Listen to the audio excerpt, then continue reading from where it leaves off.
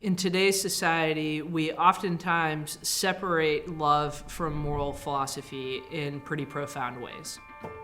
We think about love as primarily a psychological phenomenon, something that we don't have a great deal of control over. When we think about morality, we think about looking for rules and principles that do not have any exceptions, that are unemotional. How could a certain emotion and attitude be so central to our lives, but also be seemingly completely independent of ethics?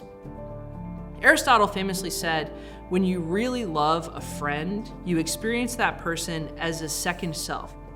When they suffer, it feels like you too are experiencing their suffering. And the love ethic says those same feelings should be extended to strangers. How do we navigate our lives in an era where our politics, our economics, our technology is causing us to become far more isolated and divided? That question is a major impetus for us to think seriously about these ancient moral traditions that put love at the center of how we navigate our lives and how we navigate our society.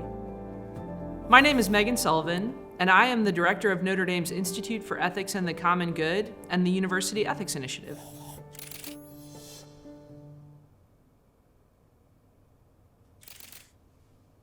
A love ethic, or a love-based approach to ethics, says to love your neighbor with the same intensity with which you love yourself. One of the origins of the love ethic in the Christian tradition comes from this very famous story that happens in the Gospel of Luke, the parable of the Good Samaritan. And so here's the setup. One time there was a man traveling down a road when he's attacked by some robbers, and he is beaten within an inch of his life. A Jewish priest walks by, and he doesn't stop. Next, a Levite. A Levite would have been a very important person who served in the Jewish temple, who supported the priests. He moves to the side of the road, and he just keeps walking. And then Jesus says a Samaritan comes down the road, and he rushes over, and he rescues the man. He stays up with him all night, nursing his wounds and keeping him alive. And what Jesus seems to be saying is, you have the same moral obligation to do what the Samaritan did for this man. Is that true? The parable of the Good Samaritan cries out for philosophical debate. The most prominent way of interpreting the parable says this is primarily about our duty to help others. Where I think we should push back a little bit is thinking this isn't a parable about duty, it's a parable about love. And in particular, about what it means to find a reason to love a complete stranger. A love ethic has three components. First, what gives anyone moral significance is their mere human dignity. You don't have to do anything else to be of profound value except exist.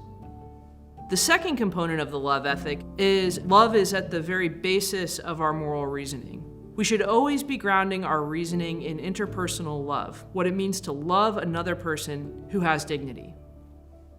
The final component of the love ethic are applications of these principles to all of the kinds of debates and puzzles that face us as we try to navigate contemporary society to create a moral code that others will want to live with.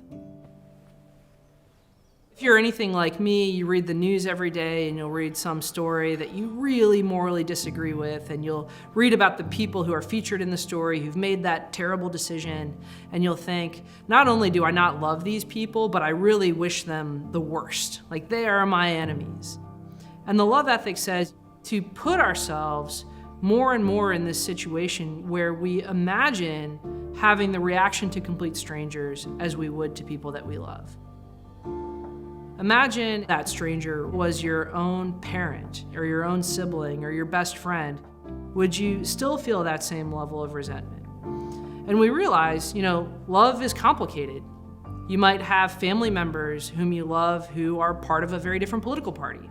You might have friends that are part of a really different racial group. You might have people that you love in your life who you oftentimes think make terrible decisions. What the love ethic asks you to reflect on is the fact that you don't have any of those standards in your ordinary love life. So why would you put any of those kinds of requirements on your concern for others? And there are ways that you can go from being a less loving to a more loving person if you're willing to work that virtue muscle.